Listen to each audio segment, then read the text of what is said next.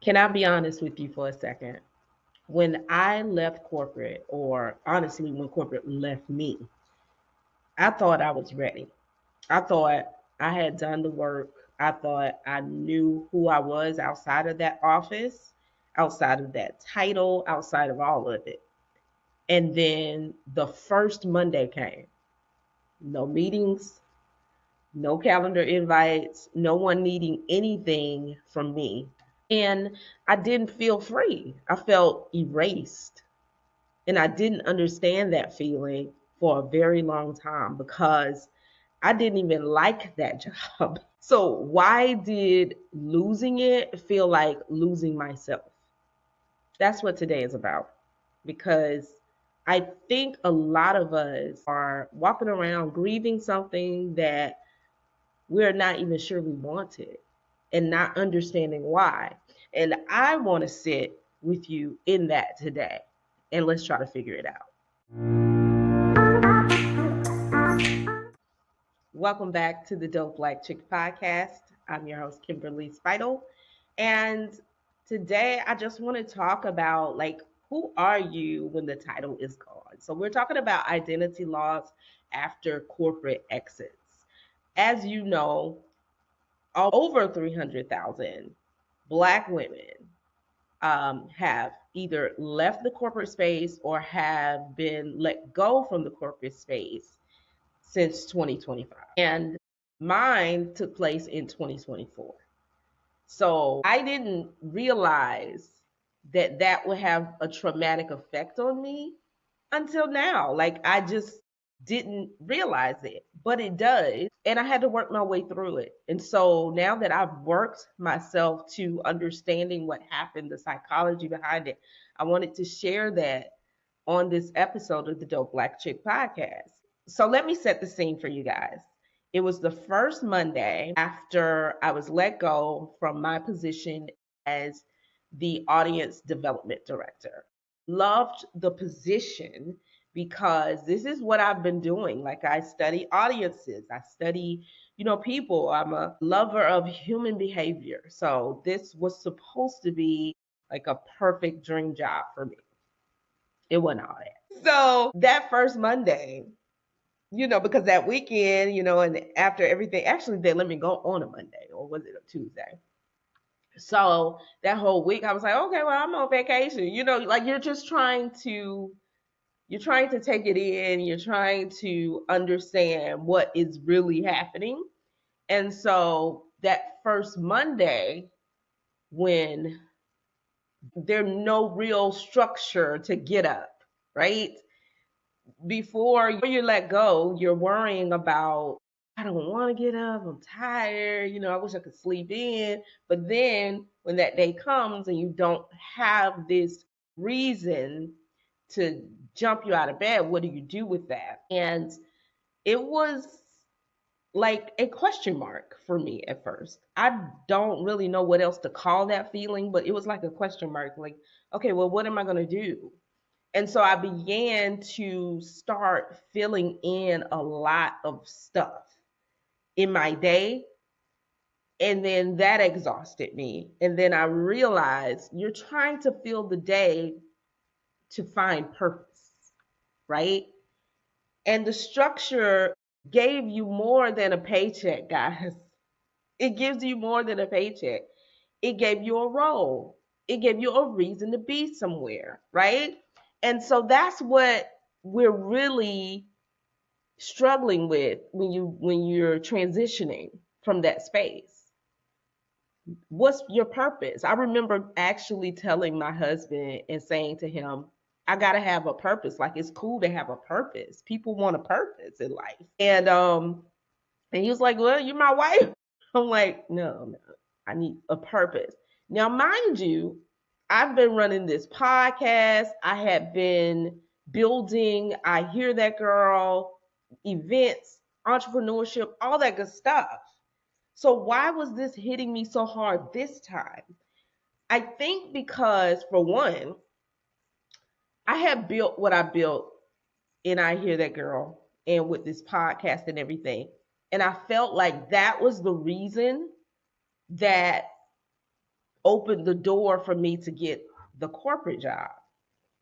And I felt like, not that this job was the end all be all, but I felt like it was the next step in what I was doing, right? Into the grand design as a creator, as an entrepreneur. Yeah, you get a corporate door that opens for you. This is a step up, and there's more for you. And so when that door was closed, I felt like it was a step back because I'm like, now I'm back in the entrepreneur space, but what does this say about me? Right? Um, that's the thing that happens is like now my role before was entrepreneur, then my role was now I'm working in the corporate space. So I'm more professional maybe. And then what's your role now that you're back to being a full-time entrepreneur? Mind you, I'm a full-time CEO. That's what I do. I run a business. Nothing changed. It's the mindset. It's the mindset. And like I said, it gives you a role, it gives you a reason to be somewhere. You have a way to answer, like, what do you do? That is the worst question. I hate when people ask me, what do you do? Because as an entrepreneur, we do everything. Now, do you want me to run through everything that I do? But what do you do without hesitation? Like being able to do that. I'm still practicing. What do I do? And I saw this question the other day that was posted on Threads, and the girl basically stated, I want you to tell me what you do in 5 words. 5 words. And you know what my answer was? And I didn't hesitate. Help Black women discover themselves. So yeah, now I know what I do. I help Black women discover themselves. And so maybe practice that. I wanted to share that with you. That's off script, but I just wanted to share that with you because it did help me. But most of us outsourced our sense of self to the institution without even realizing it. The calendar, the titles, the urgency, all of that stuff, all of that doing, it was identity work. And when it's gone, you realize like how much you leaned on it. Having a full calendar that day, having urgency, needing to get reports in or see the analytics and see how did something perform or performance reviews and all these things, it really becomes like your identity because you're constantly being measured and you want these things to tell you who you are. At least that's how it was for me. Now, some of y'all might be out there saying, no, that not me, not me. Well, if that's not you, that's not you. But it was for me. I keep it real. It was for me because I fell into that trap. That's the thing about constant performance and overperforming. The proving ground is now gone. That's not a problem. That's the entire point of what we're talking about today. I had this higher self meditation that I do every day. And in that meditation, my higher self told me that the gap between who you believe you are and what God says about you is proof that you don't truly believe in what God has said about you. And so you're constantly trying to prove yourself worthy of what God has said about you. That's what I got. Because everything you're trying to do is you're trying to prove yourself, right? In whatever the title is, you're constantly proving that you are the director or you are the manager or you're constantly trying to prove that versus just being it. And as I told you before, I forgot that I'm a CEO. Daily, every day, I run and operate an entire business with 5 other brands. I don't need a corporate talking head to tell me that I am a CEO, that I am a COO, that I am a CMO. Like, I don't need anybody to tell me that. But I thought I did. I thought I did because I was trying to prove that I could be those things or worthy of the title that they were giving me. But what about if we were worthy of the title that God gives us? Don't you want to be worthy of the title that God gives us? And that's another exercise. Take out a sheet of paper. I want you on one side of the paper, I want you to write all the things you believe about yourself. What do you think you are? Tell me who you think you are. Write it down. And then on the other side, I want you to write what you believe God says about you. And when I wrote what I believed about myself and I wrote what I believe God says about me, there was a huge gap. God is saying magnanimous things about you. And I'm saying, I'm a creative. I talk to a lot of people. I like to talk to folks. It was so small. And God is saying, you are a creator. You speak to millions. You comfort many. You lead your family to blessings. On and on and on and on and on. Not you will be, not someday. You are today. And that you can't discover who you are while you're performing who you are. And that's why I had so much friction between the place where I wanted to be and who God said I already was. Right? So you can't discover who you are while you're performing who you are. But the minute the external stage disappears, you come face to face with the real question. Who am I when there's nothing to prove? And that question isn't a crisis, it's an invitation. It's an invitation in to figuring out what God says about you. It's an invitation to recognizing your true identity. We have been walking around with false identities. And we've been trying to prove ourselves to be something that other people are imposing upon us. When ultimately, your identity is yours. Set it, believe it, walk in it, be it. And God has given us all an identity. What is God saying about you? What is God saying about you? And I use that every morning. Like, I really try my best every morning to remember what God has said about me. When Samuel anointed David king, Samuel didn't say God has anointed you to one day be king. God has anointed you to be king, period. You are king. God has anointed you king the day of. But what God was telling me to pay attention to in that is that when I say who you are that day. I didn't say you will be.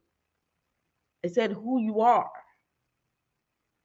And the things that I have said you are, that you wrote down, you have it documented. Be that every day. Be that every day. So I have a very clear directive now. Remember that structure I said we used to have when we were in those corporate spaces? Now I have a clear directive. I know what to be every day. I know to get up and be a speaker. Be the person who speaks to millions. Be the person who leads their family to blessings. Be a creator. Create something. You get what I'm saying here? It's not difficult once you recognize the true identity you should be stepping into. The weird middle space that I've been talking about, that gap where you're not who you were and not yet who you're becoming. And let's be careful with the word becoming, Because as I say, you don't have to prove yourself anywhere. God had to give me clarity on becoming, because that's my whole framework, is to become. And what the framework is not necessarily proving yourself to be something. Because again, remember, God said, when I said who you are, you just are. So it's nothing that you have to become. But the becoming process is the enlightenment, the awareness of who you are. It's the discovering of the true identity. It's the practice of embodying the true identity. It's the expression of the true identity. So when we lead you through becoming, I'm not trying to change you or turn you into anything. What I'm doing is giving you the tools, the resources to step into your true God identity. That is what becoming truly is. Now, I'm going to stop right here and put a plug in, because we do have the Becoming Membership Circle. So if you are a woman that wants to and step into her fullness of her true God identity, and you want access to these resources and these steps and a community that will support you along the way, I have the link. It is in the description below. It's in the show notes, and you can join the membership circle. Literally discovering the true God identity. Because once you step into it, stuff gets easier and easier. Like, your life you have so much ease because you're no longer proving, And when you're in that space between, like, most women panic in that space. I know, because I was panicking. Y'all rush back into another structure. I did that. You try to find another job, another role, because that open space feels so dangerous and scary. But here's the thing, the becoming, the stepping into the true identity, it doesn't happen on a deadline. It is a process. And the discomfort isn't a sign that you got it wrong. It's a sign that you have got to get to the real work. When you start feeling that discomfort, you need to get to the real work. The real work is discovering your true God identity. And I honestly will tell you this, I am 46 years old, y'all. That process is ongoing. Your level of awareness is ongoing. I know I love Sister Iyanla Van Zandt. She has a book out right now called Spiritual Hygiene. So true. The same way you have your oral hygiene, you take care of yourself, your daily hygiene, you have to take care of your spirit on a daily basis. Your awareness is built daily. It's a practice. So it's not, don't think, oh, I'm going to become and then you stop. No, that process is continuous. But you need to, how do you step into it? How do I take advantage of the God identity? First, I want you guys to do that exercise. Write on one side what you believe about yourself, and then on the other side, I want you to write what you believe God believes about you, or what God says about you. Right? I want you to do that, and then I want you to see it for yourself, because I know once you see it, you're going to be like, okay, let's do something. And when you do that, you can email me and tell me about it, girl. I would love to know. You can definitely email me, Kimberly@IHearThatGirl.com, or you can hit us up on Instagram @TheDopeBlackChick. DM me, whatever. I would love to know. So, grief and growth can live in the same season. Losing the structure isn't losing yourself, it's finally meeting yourself. And so the women who come out of this transition grounded are the ones who stopped trying to reveal the old identity, and then they gave themselves permission to step into the true identity, to sit in the becoming of that. And that's not weakness, that's wisdom. So, wherever you are, guys, whatever step you may find yourself being in right now, I want you to know that you are not behind. You are not broken. Take this period as an invitation to go deeper. Okay? This is an invitation for you to finally step into the God identity. That's the one you want. That's the one that's perfect, whole, and complete. That's the one that comes with peace and ease. And it's your time. Just remember this, you can't find out who you are while performing who you are.